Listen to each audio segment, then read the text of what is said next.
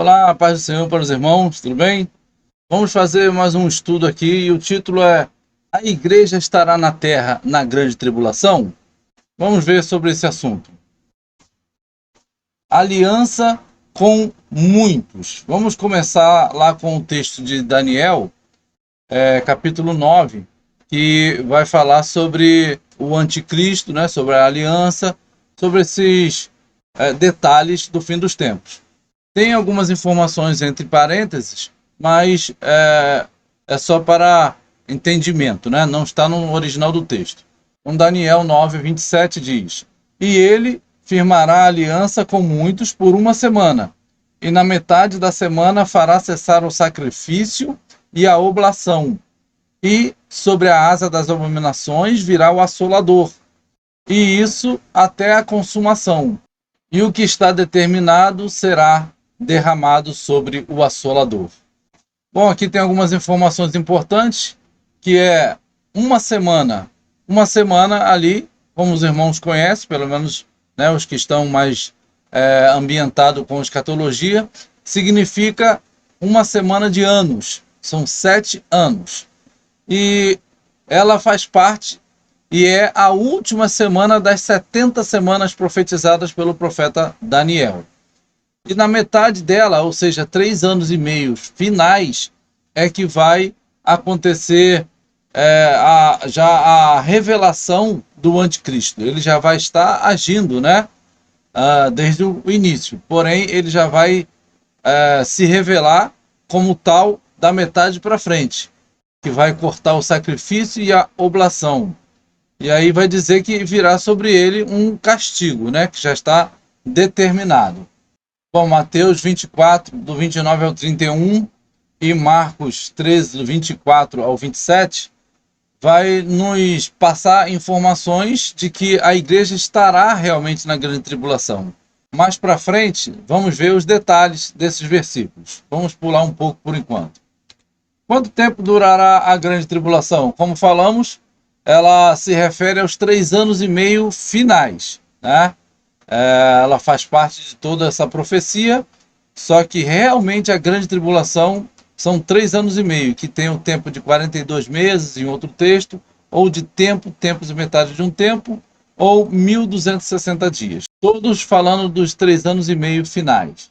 Será que a Bíblia nos diz quando será o início da grande tribulação? Bom, aqui nós temos alguns textos. Bom, aqui fazendo um resumão, entre Mateus 24, 15 até o 20, vai dizer que a abominação da desolação vai ser instalada. E aí, Jesus aponta para o profeta Daniel. E ele diz, ó, quem lê o profeta Daniel vai entender melhor do que eu estou falando aqui. E diz que os que estiverem na Judéia têm que fugir para os montes. Montes está simbolizando sair da cidade, por um lado direto ali, porém, em profecia, pode estar apontando para reinos. Ou seja, fujam para as nações. Fujam para outros lugares, né?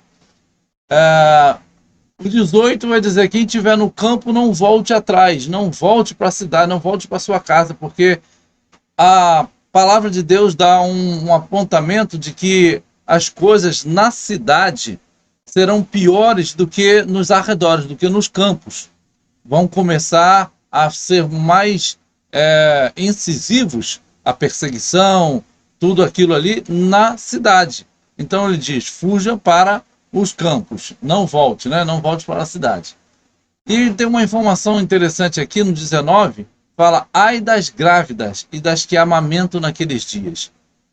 Eu creio, baseado também um pouco do que nós vimos agora do ataque do Hamas a Israel, em que tivemos informações de que eles cortaram a barriga de mulheres grávidas e mataram a faca o feto que ali estava.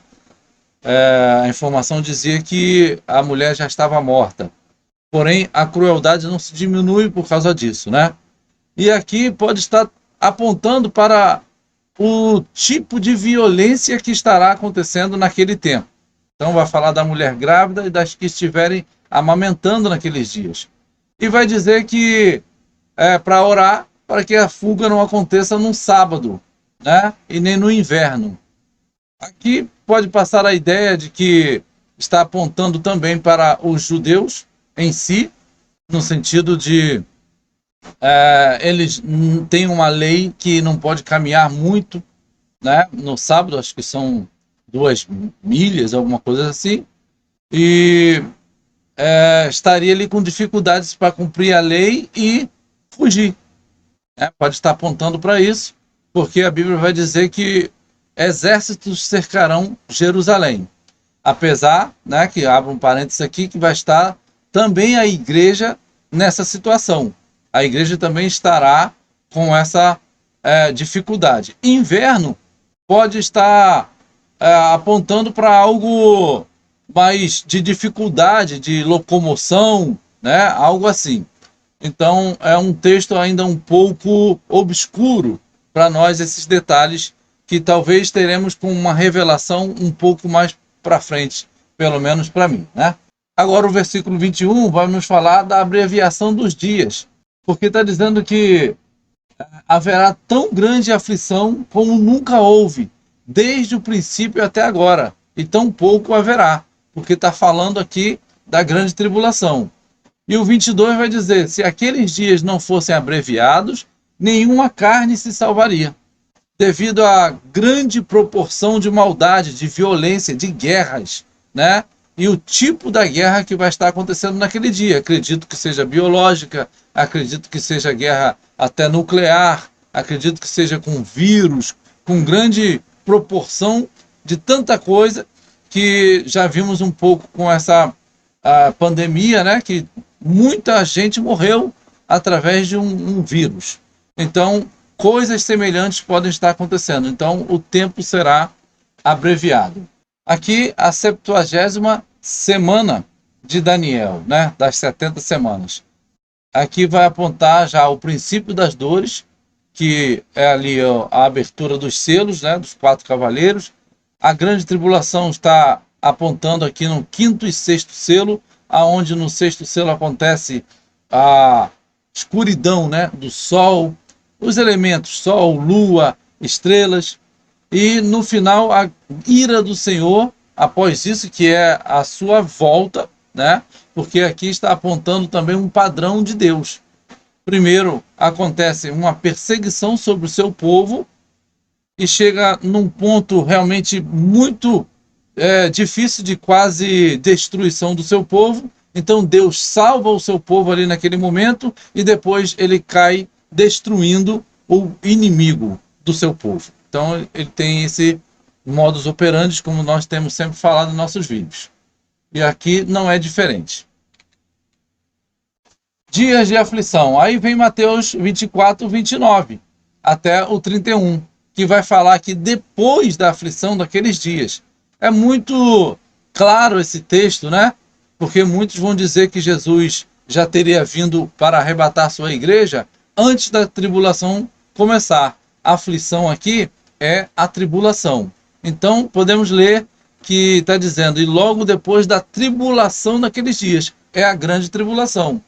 Vai dizer que o sol escurecerá, como está ali naquele último selo, a lua não dará sua luz, as estrelas cairão do céu, e as potências dos céus serão abaladas.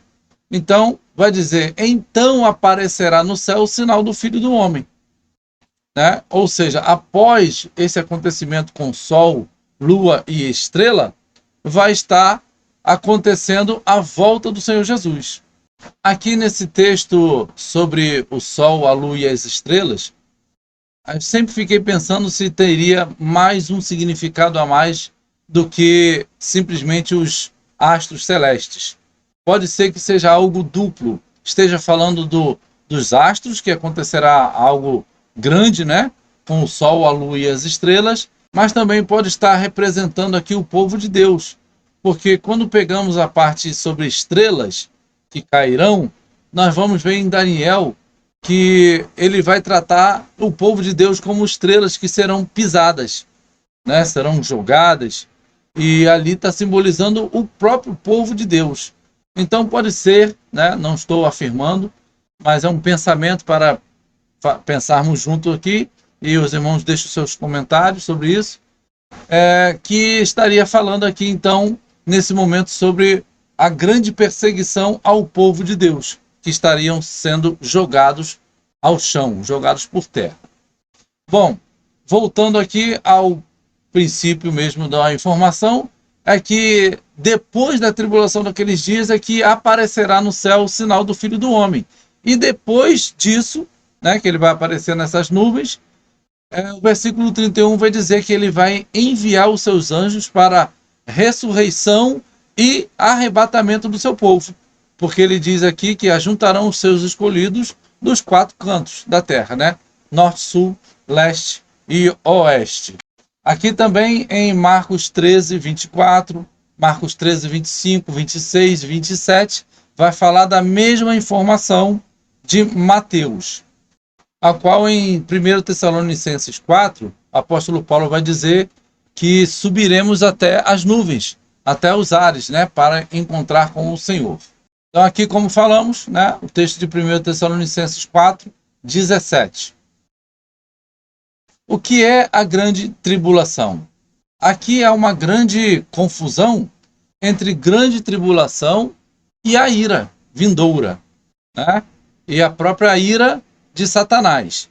São 3 coisas que nós precisamos fazer distinção. A grande tribulação, ela é a ira de Satanás sobre o povo de Deus, né? Isto é a grande tribulação para o povo de Deus. E também acontecerá fatos que o ímpio também terá ali a sua dificuldade. Porém, a ira de Deus, chamada ira vindoura, a ira do Senhor, a ira do Cordeiro, né, falado várias vezes, com termos diferentes, está aqui apontando para a ira de Deus sobre os ímpios. Deus protege o seu povo da sua ira, porém, Satanás incita o seu povo, que são os ímpios, sobre o povo de Deus. Então, a diferença está aí. A ira vindoura não é a grande tribulação. Que essa ira nós podemos ver aqui em Apocalipse 12, 12, que vai dizer: por isso alegrai-vos, ó céus, e vós que neles habitais. Ai dos que habitam na terra e no mar, porque o diabo desceu a vós e tem grande ira, sabendo que já tem pouco tempo. Então aqui está apontando que ainda Satanás está nas regiões celestes, né, que ainda não desceu. Bom, aqui está apontando então para o final de tudo, quando Satanás é definitivamente lançado nesta terra. Hoje ele vem à terra, mas ele está nas regiões celestes, ainda nos acusando, né? Mas aqui eles vêm em definitivo para a terra, para se apossar, digamos assim, daquele que será o anticristo e iniciar a grande tribulação. E aqui está dizendo que ele vem com grande ira. É essa a ira que é a grande tribulação sobre o povo de Deus. A grande ira sobre o povo de Deus também está descrita em Lucas 21, 23, né, que vai falar sobre a grande tribulação, falando sobre as grávidas, falando que haverá grande aperto e ira sobre este povo, que somos nós, a igreja, né? E os judeus estarão incluídos nessa grande ira, né? Porque aquela região é uma região que é um alvo, né, para as profecias se cumprirem. Então, o judeu que aceitar Cristo estará participando da proteção do Senhor espiritual, né? Terá as dificuldades que a igreja vai ter, porém a ira do Senhor não cairá sobre ele. Porém, o judeu que ainda continuar como hoje está na antiga aliança, ele não terá esse benefício do Senhor. E diz aqui, ó, cairão a fio da espada, e para todas as nações serão levados cativos. Jerusalém será pisada pelos gentios, até que os tempos dos gentios se completem. Ou seja, haverá de novo ali uma invasão, né, um cerco a Jerusalém. Quando ocorrerá a grande tribulação? Mateus 24 vai nos dizer sobre a abominação desoladora, que é o que Daniel está falando no capítulo 7. E também Apocalipse no capítulo 12. E vai dizer, né, sobre a questão de ano, que é tempos, né, que é 1 ano, 2 anos e a metade de 1 ano. Então está falando sobre 3 anos e meio. Apocalipse 13 já vai falar isso sobre os 42 meses, vai falando sobre a besta ali. E Apocalipse 11 e Daniel 12 e Mateus 24 vão falar sobre 1260 dias e também 1290 dias. E até 1335 dias. Vai falar ali sobre as profecias em Daniel. Então, esse é o período que estará acontecendo todo o reboliço na face da terra. E o que acontecerá na grande tribulação? Aqui, né, podemos ver Mateus 13, 7, Daniel 11, 28, falando sobre perseguição e morte do povo de Deus. E também que o povo de Deus, uma parte dele estará no deserto, né? Está aqui simbolizando a perseguição, estará em grande aperto, né? Se privando de muita coisa, porém ainda permanecendo-se vivo até o dia da volta do Senhor Jesus. Apocalipse 20, versículo 4, vai falar sobre decapitação. Então precisamos olhar qual é o povo que tem esse tipo de comportamento de punição àqueles que desobedecem às suas leis ou à sua religião. Usa-se de decapitação, precisamos voltar os nossos olhos para onde se faz isso. Muitos vão dizer que Roma é a grande prostituta, é a besta, mas Roma, a Itália, não tem esse tipo de comportamento, né? Não tem esse tipo de costume de decapitar os seus inimigos. E aqui, Apocalipse 12, 1, vai falar na guerra sobre o Estado de Israel. Aquilo que falamos sobre o grande cerco a Jerusalém. E em Daniel 11, 32, vai falar que o povo que conhece o seu Deus fará grandes proezas. Está falando aqui sobre as duas testemunhas, que é o povo de Deus, né? Judeus e gentios juntos ali, né? As duas casas de Israel, ainda profetizando sobre as nações, para que muitos possam ainda se salvar. Então, grandes proezas acontecerão. O que eu devo fazer na grande tribulação? Como está aqui, fugir, né? Porque é um tempo de grande perseguição sobre o povo de Deus. E diz, da Judéia, né, Oriente Médio, para os montes, nações, né? Profeticamente falando. Mateus 24, 16. Grande terremoto e tsunami.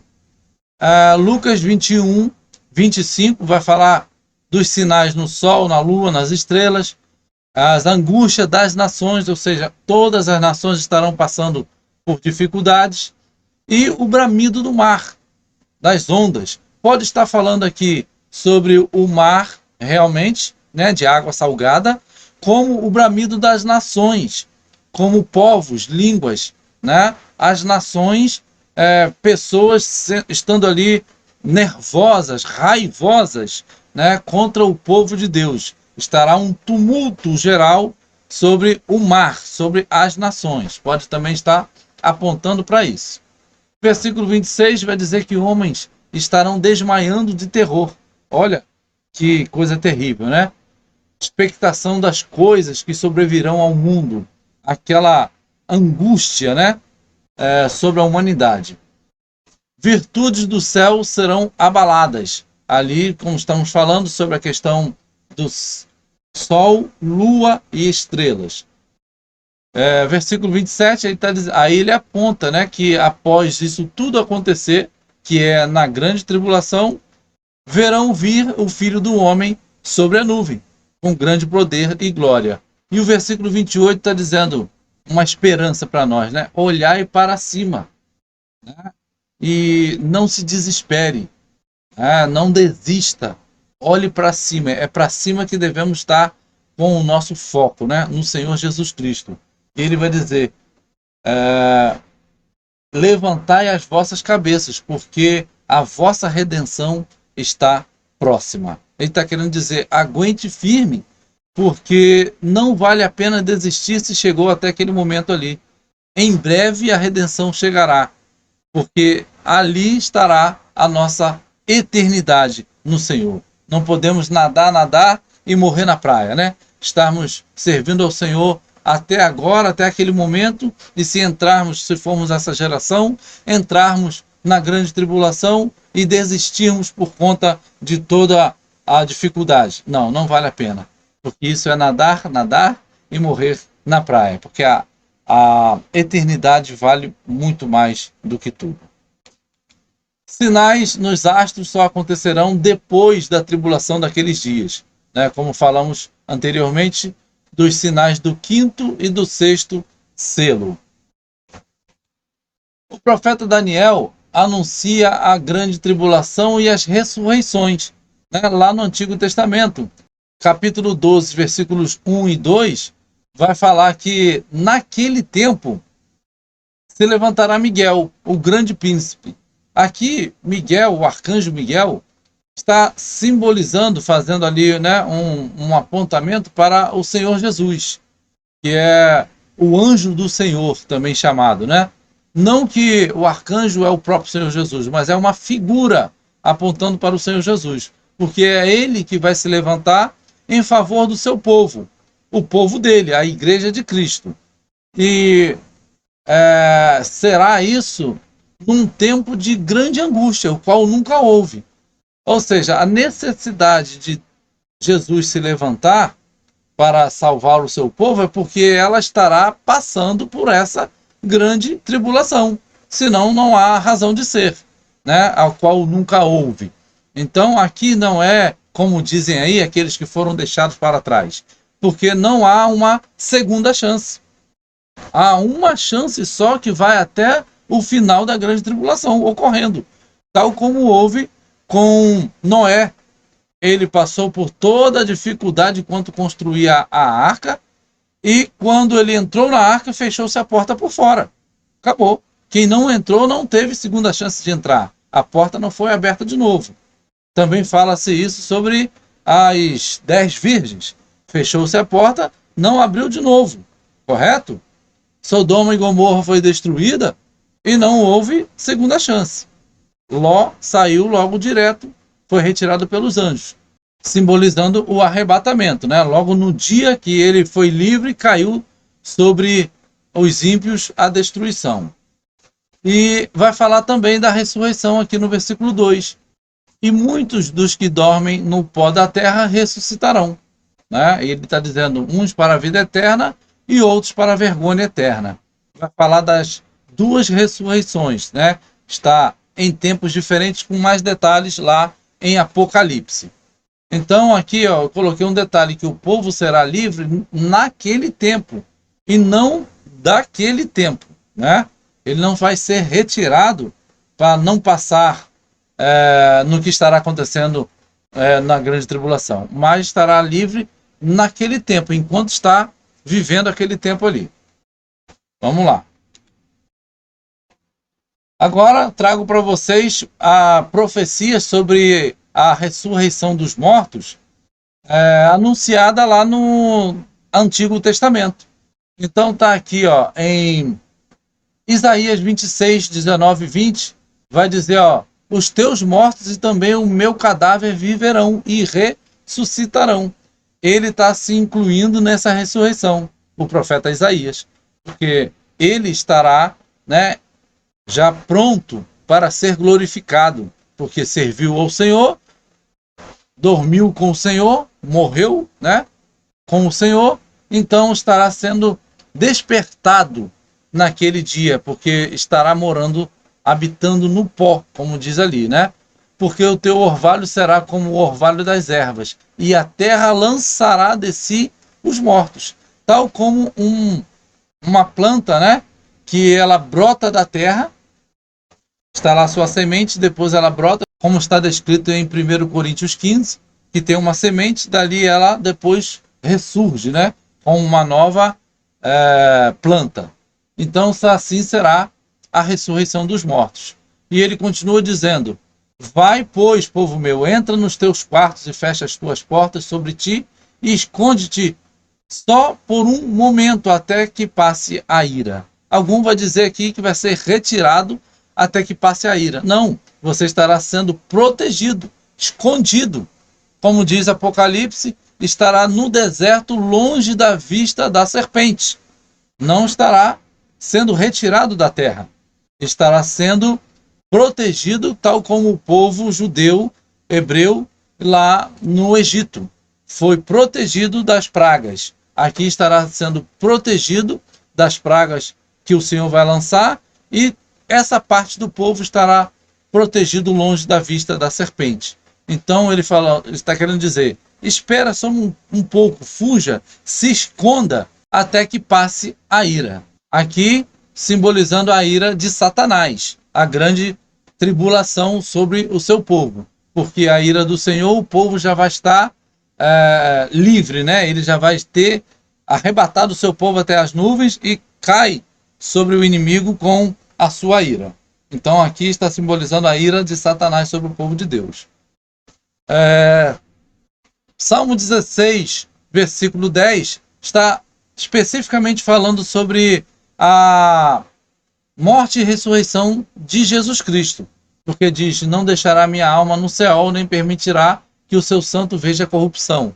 Aqui está falando de Jesus, porque Atos, capítulo 22, se eu não me engano, vai confirmar isso. Mas pode também estar apontando para a nossa ressurreição, que somos o corpo de Cristo.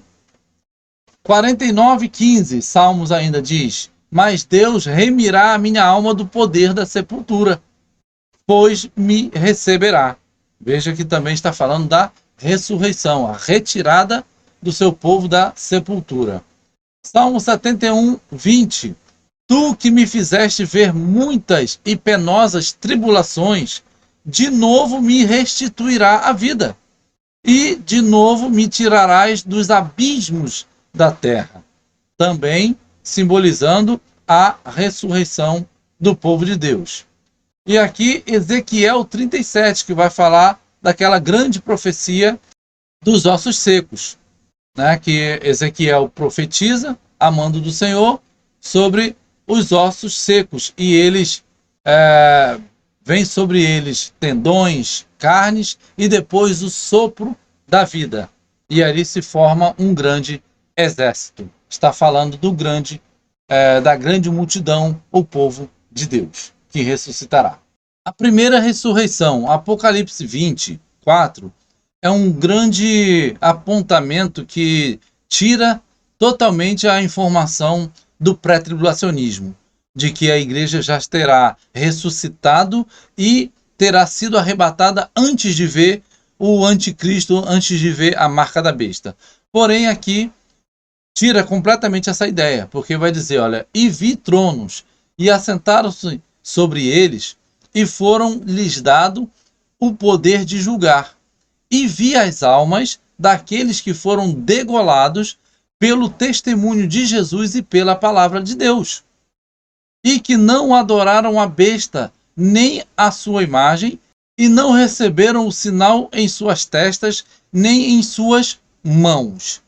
Então aqui podemos perceber que o povo de Deus, que é aquele que guarda o testemunho de Jesus e a palavra do Senhor, foi degolado porque não aceitou a marca da besta. Não aceitou adorar a imagem da besta. Não recebeu o sinal na sua mão nem na sua testa. Então, um ponto é que está imposta a marca da besta. Se a marca da besta está em vigor, o anticristo já está ali, porque é ele que impõe a marca da besta. Está impondo sobre quem? Sobre o povo de Deus, que está negando receber. E por negar, é degolado. E aí ele continua o texto dizendo que estes que foram degolados, mortos, estes viveram. Eles reviveram, ressuscitaram e reinaram com Cristo durante 1000 anos. E aí ele vai entrar num detalhe sobre aqueles que não ressuscitaram, que são os ímpios, que vai falar daquela outra ressurreição que Daniel mencionou, né, que falamos há pouco. E ele diz, mas os outros mortos não reviveram, os ímpios, né? Até que os 1000 anos se acabaram. Esses 1000 anos que aqueles que reviveram estão vivendo com Cristo. E aí ele vai falar sobre esses. E ele diz, esta é a primeira ressurreição. Qual que é a primeira? Estes que eles negaram a marca da besta e foram mortos. E depois ressuscitaram. Então, se a primeira ressurreição é após a imposição da marca da besta, qual ressurreição é aquela que um povo teria participado antes do anticristo aparecer, segundo o pré-tribulacionismo? Sabiamente a palavra deixou amarradinho tudo, porque não tem arrebatamento sem primeiro ter ressurreição dos mortos. A ordem é primeiro a ressurreição dos mortos. E os vivos são transformados, porque os mortos já ressuscitam transformados, enquanto isso os vivos também são transformados num piscar de olhos. O piscar de olhos não é o arrebatamento, é a transformação dos corpos. Então, há uma cronologia, nem que seja rápida, mas há. A ressurreição dos mortos vem primeiro do que o arrebatamento desse grupo junto, dos vivos e mortos juntos. Então, como que um povo já foi ressuscitado e arrebatado se a primeira ressurreição só ocorre após a marca da besta estar vigente neste mundo? Entenderam? Então aqui está apontando que o povo estará passando pela grande tribulação, negando a marca da besta, sendo mortos por causa disso, e depois participa da primeira ressurreição. Porque aqui diz que é bem-aventurado, né, aqueles que participam da primeira ressurreição. Isso aponta para que o pré-tribulacionismo está em desacordo com a palavra do Senhor. Então aqui o versículo 6 é que vai dizer aquilo que eu mencionei agora, que é bem-aventurado aquele que participar dessa primeira ressurreição, porque sobre este não vai ter o poder da segunda morte, a morte espiritual. Entenderam? E o mesmo evento está aqui em Apocalipse 6 e 7, que é uma passagem paralela também com Mateus 24, que vai dando a ordem cronológica das coisas, né? Então aqui vemos um clamor dos mártires, aqueles que já morreram, né, pela palavra de Deus, por causa da palavra de Deus, né, morreram em outros tempos. Eles estarão clamando a Deus por justiça a ser feito por eles, e até mesmo um apontamento para o povo de Deus que estará vivendo também o último momento, a última geração. E diz que eles clamavam, e a palavra vai dizer que foram dados a eles vestes compridas, vestes brancas, para que eles esperassem um tempo até que se completasse o número de pessoas que morreria, né, como eles morreram. Ou seja, sendo sacrifício para o Senhor, sendo ali um mártir, né, na mão do inimigo. A ira de Deus ainda não tinha sido derramada sobre os ímpios. Aqui é um clamor para que Deus faça justiça logo. E aí Deus diz, espera um pouco porque tem um tempo para todas as coisas. Está se falando ainda da grande tribulação que estaria em movimento, estaria ocorrendo já a grande tribulação. E João vê esse grande momento dos mártires ali pedindo ao Senhor que seja feita uma justiça, né, sobre eles. São as almas que estão debaixo do altar. E um detalhe interessante é que esse altar pode estar simbolizando a própria terra, o altar de sacrifício, né? Que naquele momento da grande tribulação estará representando um altar de sacrifício, onde lá no Antigo Testamento se sacrificavam os cordeiros, né? Para servir de culto ao Senhor. Então aqui pode estar fazendo toda a terra desse grande altar de sacrifício. Então, e eles estavam então debaixo do altar, como diz aqui, vi debaixo do altar as almas que foram mortas por amor da palavra de Deus. Ou seja, estão no mundo dos mortos, debaixo, né, na parte de baixo, espiritualmente falando. O altar sendo a terra e eles no mundo dos mortos. E Deus, né, atenderá a este clamor porque nós seremos libertos, seremos salvos, né? Essa grande libertação que o Senhor fará no final de todas as coisas e atenderá fazendo justiça a cada um de nós. Então aqui, nesse tempo, nós vamos ver que acontecerá os sinais fortes, né? No Sol, Lua e estrelas, né? E o céu também se enrolando. Mateus 6, 12, continua o versículo em diante, vai dizer que foi aberto o sexto selo. O sexto selo é onde está chegando mesmo o limiar para Jesus estar voltando. É o selo que tem praticamente os últimos sinais. E ele vai dizer que houve um grande tremor, um grande terremoto aqui na Terra. E o Sol vai se tornar negro e a Lua vai ficar em sangue. Vai ter ali esse grande evento nos corpos celestes. E o 13 vai dizer: as estrelas do céu cairão sobre a terra, como quando a figueira lança de si os seus figos verdes, abalada por um vento forte. E o céu retirou-se como um livro que se enrola, e todos os montes e ilhas foram removidos dos seus lugares. Então, isso combina com Mateus 24, 29, que vai falar disso tudo. É o próprio Jesus falando lá em Mateus, e ele agora repetindo aqui, revelando com mais detalhes a João em Apocalipse. Então, aqui, versículos 15 a 17, vai falar sobre os grandes e poderosos da terra, que estarão se escondendo da ira do Cordeiro, da ira de Deus, que agora Deus vem sobre eles para dar a paga. Como o apóstolo Paulo diz, que receberão a paga aqueles que vos atribulam, serão atribulados, né? Estes. Então aqui João vai dizer que eles estarão nesse terror porque a ira do Cordeiro estará sobre eles, né? É o grande dia da ira do Senhor. Quem poderá subsistir? Quem poderá escapar disso aí? Ninguém, né? Aqui os sinais nos corpos celestes, né? Ali o sol se escurecendo, a lua ficando vermelha, né? Como sangue, e diz que são os fenômenos naturais, digamos assim, né? Nestes astros celestes. Aqui em Apocalipse 7 começa um novo ciclo, né, do livro de Apocalipse.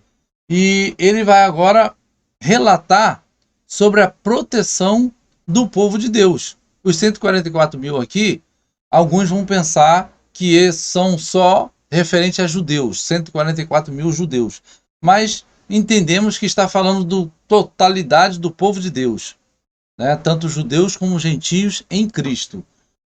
E aqui nesse geral desse texto aqui, está se falando de que Deus vai selar o seu povo para que as suas pragas não caiam sobre o seu povo. Lembra do cordeiro, o sangue do cordeiro lá no Êxodo, que foi passado nos umbrais da porta para que o anjo da morte não entrasse naquelas casas para danificar, porque era povo de Deus? Assim será aqui. Eles estavam selados lá com aquele sangue do cordeiro, e aqui estaremos selados também com o sangue do cordeiro. É o mesmo apontamento, entenderam? E aqui no versículo 9 vai falar que depois dessas coisas todas acontece o arrebatamento, que é o grande povo de Deus sendo arrebatado, que está incluído judeus e gentios no mesmo povo, né? Como estamos sempre ensinando aqui a vocês, que ele se torna igreja do Senhor. O judeu, quando se converte a Cristo, e o gentio, quando se converte a Cristo, está sendo então igreja do Senhor, o corpo de Cristo.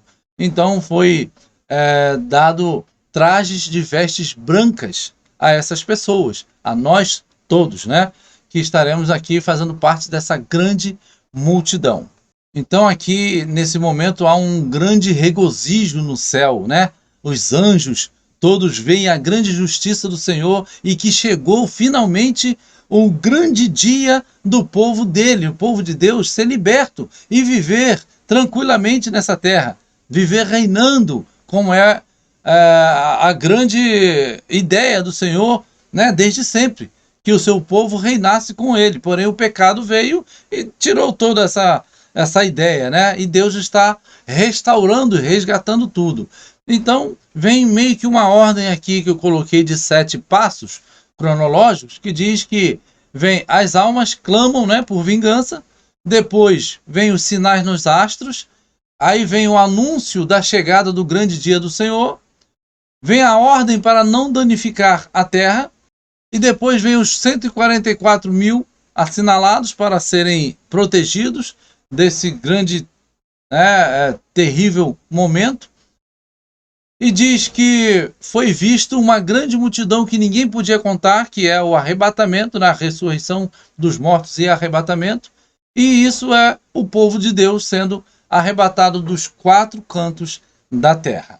Aqui João está dizendo que um dos anciãos chega para ele e faz uma pergunta: esses que estão vestidos de vestes brancas, quem são e de onde vieram? E aí o próximo versículo vai dizer: e eu disse, Senhor, tu sabes. E ele disse-me: estes são os que vieram da grande tribulação e lavaram as suas vestes e as branquearam no sangue do Cordeiro. Então, está apontando aqui para o povo de Deus, que estará recebendo vestes brancas, vestes de santidade, né? 1 João 1,7 vai dizer: mas se andarmos na luz, como ele na luz está, temos comunhão uns com os outros, e o sangue de Jesus Cristo, seu Filho, nos purifica de todo pecado. Né? Ele tanto vai nos purificando agora, como no final de tudo, essa lavagem, né, completa em nosso ser estará sendo completada no fim dos tempos, na grande tribulação, e receberemos as vestes brancas. Tá? Que Deus nos ajude a chegar até lá, né? Firmes nele. Não será um arrebatamento em espírito, mas em corpo. Isso é interessante, né? Muitos vão pensar que vai um espírito lá sendo arrebatado até as nuvens. Mas não, vai ser em corpo, porque nós ressuscitaremos. Então aqui, Apocalipse 7, do 15 ao 17, vai falar aqui sobre já o momento que estaremos vivendo com Cristo. Não teremos mais fome, nem sede, nem o sol vai nos castigar, né? Trabalhos árduos. Estaremos com o Senhor para todo sempre, né? Diz que o Cordeiro que estará no meio do trono nos apacentará. É aquele momento mesmo de glória, né? Que viveremos para sempre com o Senhor Jesus Cristo. Vamos finalizar essa parte aqui e retornaremos com a próxima parte no outro vídeo.